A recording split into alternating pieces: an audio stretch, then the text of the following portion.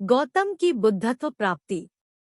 कपिलवस्तु के शाक्यवंशीय राजा शुद्धोदन और महिषी महामाया के पुत्र सिद्धार्थ गौतम, संस्कृत व हिंदी सिद्धार्थ गौतम झ 563 ईपू 487 ईपू का जन्म वैशाख पूर्णिमा के दिन लुम्बिनी के उपवन में स्थित एक सालवृक्ष के नीचे हुआ था, जब उनकी माता अपने माता पिता से मिलने अपने मायके देवदह जा रही था। पुत्र जन्म के तत्काल बाद महामाया वापस कपिलवस्तु लौट आई थी। काव्यंस देवों से शिशु के जन्म की सूचना पाते ही शिशु के दादा सिंहानु के गुरु तथा राजपुरोहित तत्क्षण कपिलवस्तु पहुँचे। शिशु को अपनी गोद में उठाया। जैसे ही शिशु को निकट से देखा तो उनकी आंखें पहले तो खुशी से चमक उठीं, लेकिन फिर आंसुओं में डूब गई। राजा शुद्धोदन द्वारा कारण पूछे जाने पर उन्होंने बताया था, यह शिशु बुद्ध बनने वाला है, इसलिए मैं प्रसन्न हूँ। किंतु दुख इस बात का है कि शिशु की बुद्धत्व प्राप्ति तक मैं जीवित नहीं रह सकूंगा। शिशु के जन्म के 5वें दिन उसके नामकरण के अवसर पर 108 ज्योतिषियों को आमंत्रित किया गया था, जिनमें 8 विलक्षण ज्योतिषी भी थे। उन 8 में से 6 राम, ध्वज, लक्ष्मण, मंती, भोज और सुदंत ने यह भविष्यवाणी की थी कि वह शिशु या तो चक्रवर्ती सम्राट बनेगा या एक बुद्ध। किंतु सबसे कम उम्र के ज्योतिषी कोंडन का कथन था कि वह शिशु निश्चित रूप से एक बुद्ध बनेगा। शिशु का नाम सिद्धार्थ गौतम रखा गया। 7वें दिन सिद्धार्थ की माता का देहांत हो गया। तब उसके लालन पालन का दायित्व उसकी मौसी महाबजाप्ती ने लिया। वह भी शुद्धोदन की एक रानी थी और उनका विवाह भी शुद्धोदन के साथ उसी दिन हुआ था जिस दिन महामाया का 16 वर्ष की अवस्था में सिद्धार्थ ने शाक्यों की एक सभा में अपने अद्भुत युद्ध कौशल दिखाए। सारभरत जातक के अनुसार तो उन्होंने एक ऐसे धनुष को उठा अपने कर्तव्य दिखाए थे जिसे 1000 आदमी मिलकर भी नहीं उठा सकते थे। किंवदंती तो यह है कि उनके शौर्य से प्रसन्न हो उन्हें 40,000 शाक्य कन्याओं के हाथ प्राप्त हुए थे, जिनमें सुदबुद्ध की राजकुमारी बिंबा उनकी प्रमुख रानी बनी थी, जो बाद में राहुलमता के नाम से बौद्ध साहित्य में विख्यात है। जृ बिंबा ही भद्दकच्छा, सुभद्रका और यशोधरा, हिंदी संस्कृत यशोधरा के नाम से जानी जाती है। 29 वर्षों तक ठरभ, ठसुरभ और ठसुभ नामक प्रासादों में राजवैभव भोगने के बाद सिद्धार्थ संसार से विमुक्त हो संन्यास को उन्मुख हुए। कहा जाता है कि उन्होंने एक बार किसी रोगी को देखा और अनुभव किया कि हर कोई जो पैदा होता है रोग और व्याधि से पीड़ित होता रहता है।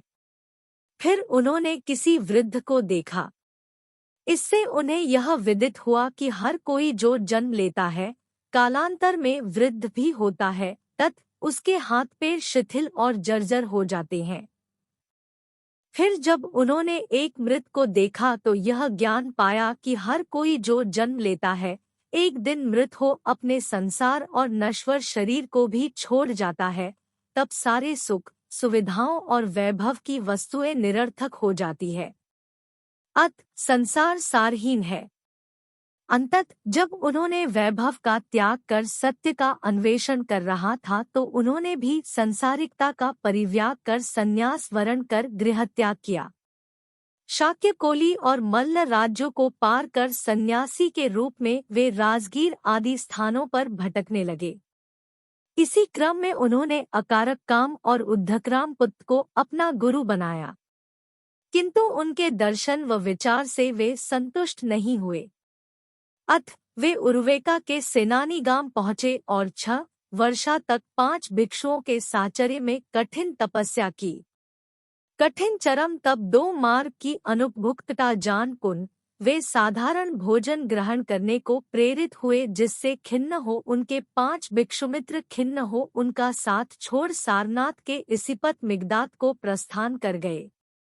सिद्धार्थ की साधारण भोजन ग्रहण करने की इच्छा सुजाता नाम की एक कन्या ने सोने की कटोरी में खीर अर्पित कर पूरी की।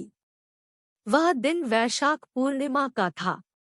गौतम ने निरंजरा नदी में स्नान कर खीर खाई और फिर कटोरी नदी में ही छोड़ दी, जो डूबती हुई नागराज काल के निवास स्थान पर जा पहुंची थी।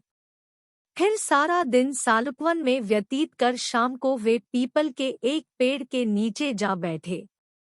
वहीं सोतिया नामक एक घसियारे ने उन्हें 8 मुट्ठी घास दिए।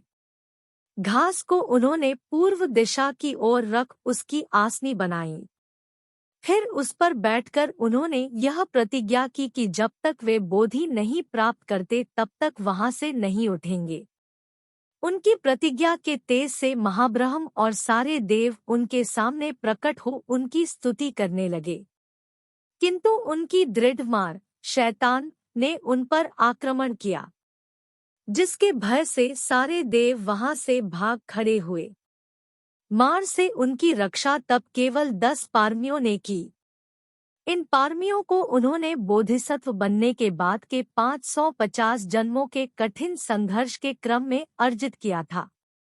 पारमी 10 होते हैं दान, शील, नेक्खम्म या नौकम्म, प्रज्ञा, वीर्य, खंति या धैर्य, सत्य, अधिष्ठान, मेत्ता या मैत्रेय और उपेक्षा या संभाव अथवा अनासक्ति। गौतम से परास्त हो जब मार और उसकी सेनाएं भाग खड़ी हुई तो सारे देवों ने विजेता की जय जयकार की। तप में लीन गौतम ने रात के पहले प्रहर में अपने पूर्व जन्मों को जाना, दूसरे प्रहर में दिव्यचक्षु को पाया, तीसरे प्रहर में परिचस मुक्पाद के ज्ञान को और अंतत प्रत्युषकाल में संबोधि की प्राप्ति की। ज्ञान को जिससे वे प्रत्येक बुद्ध बने। परिचस मुक्पाद के सिद्धांत का सुखद मनन उन्होंने प्रथम 7 दिनों तक उसी बोधिवृक्ष के नीचे बैठ किया।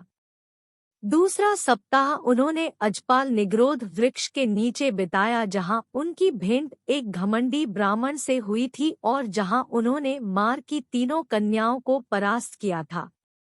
उन कन्याओं के नाम तृष्णा, अर्ती और राग थे।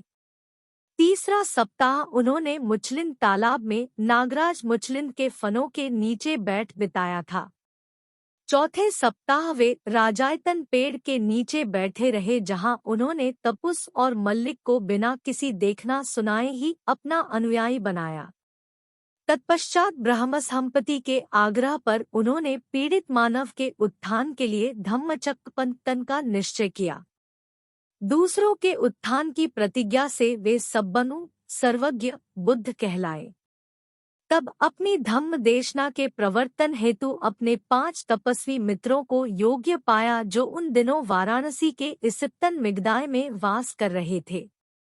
इस धम्मचक्र प्रवर्तन की महत्ता को अशोककालीन सारनाथ सिंह स्तंभ में दर्शाया गया है, जो आज भारतीय गणराज्य का राजकीय चिह्न है। 4 मुख वाला वह सिंह स्तंभ बुद्ध के धम्म या देशना का सिंह नाद आज भी हर दिशा में गुंजाता प्रतीत होता है।